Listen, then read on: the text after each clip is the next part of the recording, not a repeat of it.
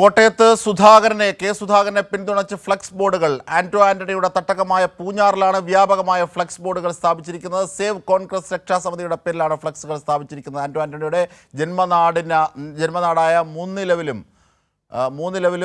ഫ്ലക്സുകൾ സ്ഥാപിച്ചിട്ടുണ്ട്. വിവരങ്ങളുമായി ഇപ്പോൾ ഞങ്ങളുടെ പ്രതിനിധി സനോജ് സുരേന്ദ്രൻ ചേരുകയാണ്. സനോജ്, തൃശൂർ, ആലുവ അടക്കം വിവിധ സ്ഥലങ്ങളിൽ സുധാകരനെ പിന്തുണച്ചുകൊണ്ടാണ് പോസ്റ്ററുകൾ എത്തിയത്.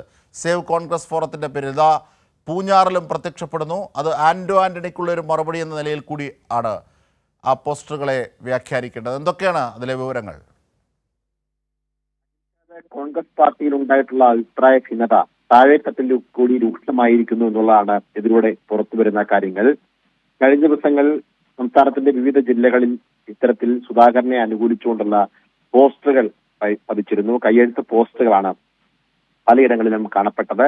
എന്നാൽ പൂഞ്ഞാറിൽ, അതായത് ആന്റണിയുടെ സ്വന്തം തട്ടകമായിട്ടുള്ള പൂഞ്ഞാറിൽ ഇന്ന് ഫ്ലക്സ് ബോർഡുകളാണ് ഉയർന്നിട്ടുള്ളത്. സുധാകരനെ അനുകൂലിച്ചുകൊണ്ടുള്ള ഫ്ലക്സ് ബോർഡുകളാണ്. പാലാ, ഈരാറ്റുപേട്ട, പൂഞ്ഞാർ പ്രദേശങ്ങളിലാണ് ഫ്ലക്സ് ബോർഡുകൾ ഉള്ളത്.